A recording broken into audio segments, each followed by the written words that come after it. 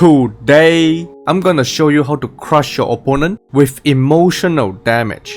In this position, I captured the pawn with my knight and he captured back with his knight. Now, I could have just captured back with the queen, but that is just way too predictable.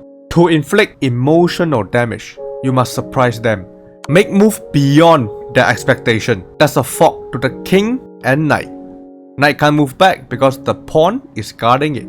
Even though this does help him in developing his pieces, but we achieve something way better. That is emotional damage.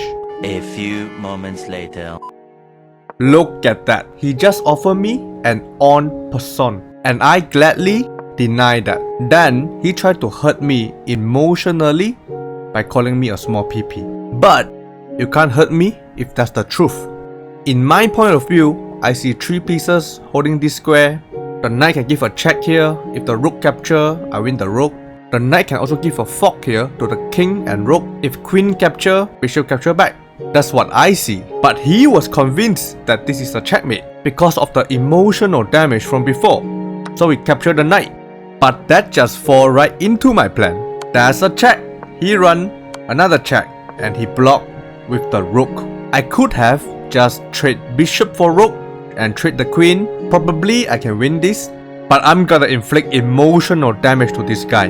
The rook is pinned to the king. That's why I forked the queen and rook with the pawn. Queen can't capture because bishop protecting the pawn, and rook can't move because it's pinned to the king, and the queen got to stay protecting the rook, otherwise it will be checkmate.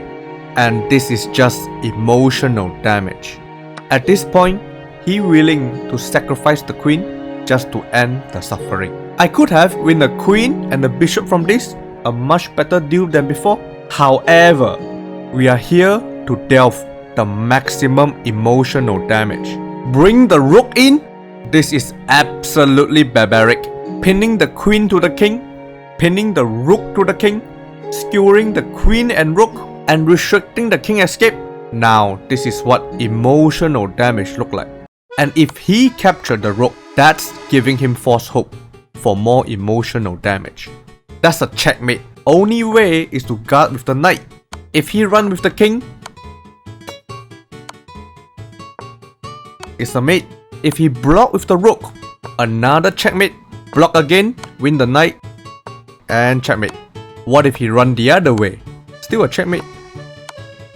And if he block with the knight, capture the knight, and guess what? Another mate. Checkmate. Checkmate. But somehow he just see through all that. Gotta give it to him. Otherwise, how can I keep on torturing him? A pin, a skewer, a check, another skewer, restricting movement. Yeah, you just keep on complicating the position. He's definitely having a breakdown now. Too much emotional damage. Well, now we get the queen and keep on checking him.